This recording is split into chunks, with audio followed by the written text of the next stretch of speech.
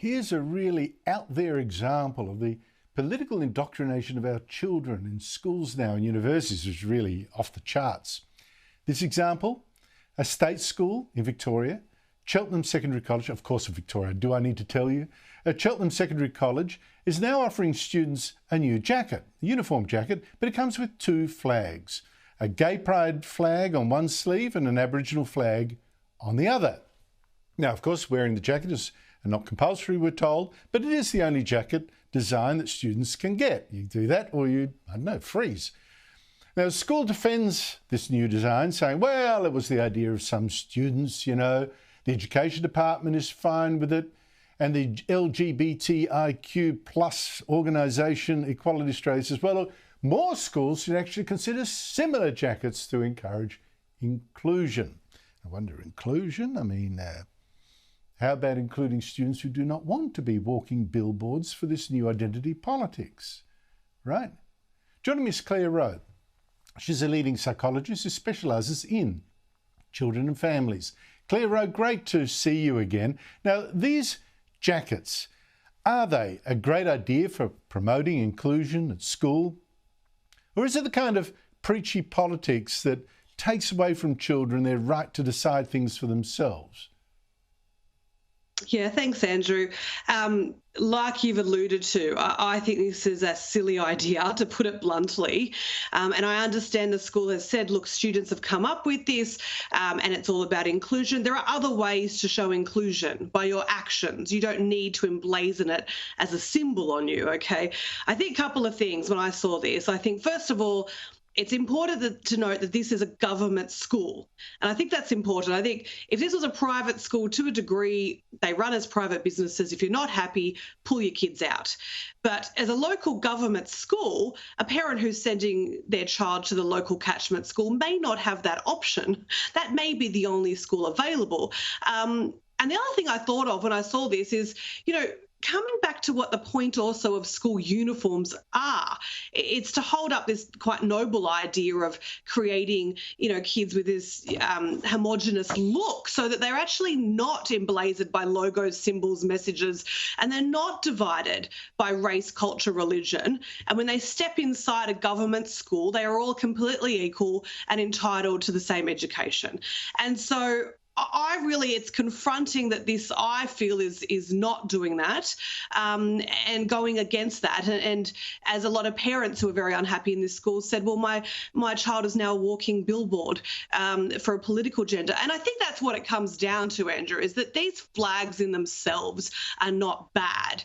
But the pride flag, as you can argue the Indigenous flag, has become weaponised by politics to the point where, you know, a lot of gay and males and females I know are backing away from identifying with the pride flag.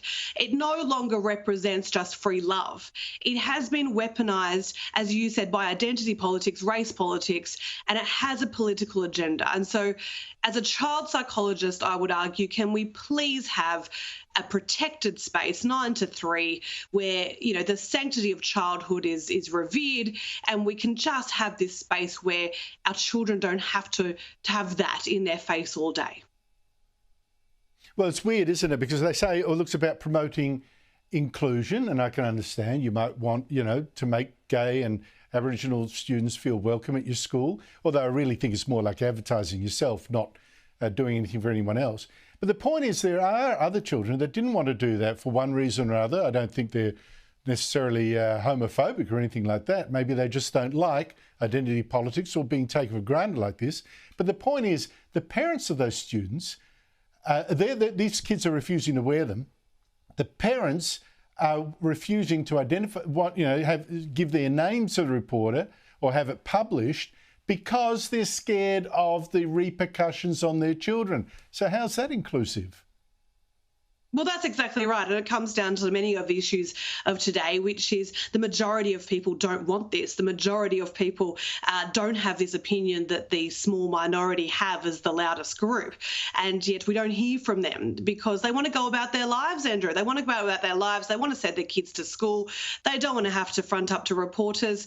And I know in this particular school, apparently, kids have been pulled up because they've unstitched the flags from their jackets or they've scribbled over them with black texter, and of course they've defaced the uniform. So now they've got disciplinary action against those kids. But, if we want to get inclusive, where are the flags for, I stand with other groups on the jackets? What if a kid said, well, I'd like to wear a flag for Ukraine on my jacket, or I'd like to wear a flag for, Jewish acceptance on my jacket? Is that going to be allowed? Can we do that? I mean, so where do you draw the line? So again, just coming back to the whole point of uniforms, it comes back to it's easier just to have it without any messaging. And the school, you hit the nail on the head. I think it's far more about the school showing about what they are. I mean, like most good cultures, religions, whatever you want to go to, it's based on action, isn't it? Inclusiveness is based on how you operate as a school and your policies and how you treat people.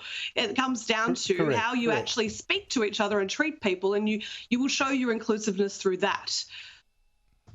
Well, if anyone's being mean to gay or Aboriginal children, crack down on that and crack down hard. Yep. But this kind of flag waving, literal flag waving, is just, to me, nuts. But, last question, does this kind of indoctrination of children actually work? Or does it breed a kind of resentment?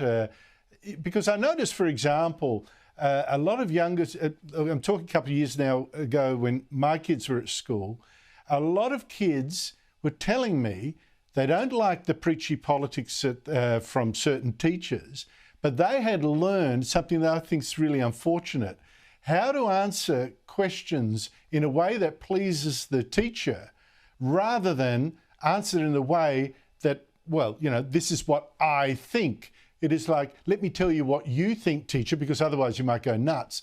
And I think that breeds a real cynicism. So does this kind of indoctrination actually work?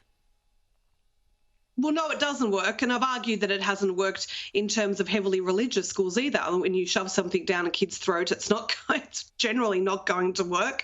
And I think, beyond cynicism, I think it goes far further than that. It's dangerous. We've been saying this on multiple topics, that we're not teaching kids how to think. We're teaching them what to think. And of course, for the majority of kids, they're going to, like you said, fall in line and say what the teacher said, particularly if they're marking their schoolwork for them. They'll write what needs to be written. And look, I think at worst, kids will come out very confused and muddled and not have a clear idea themselves of what they do believe or do think. And far further down the line, they'll just, as you said, perhaps some will become indoctrinated to the point where they don't question, accept it, write what needs to be written and move on. And how sad is that Yeah, I think you're right. Clare Rowe, thank you so much indeed for your time.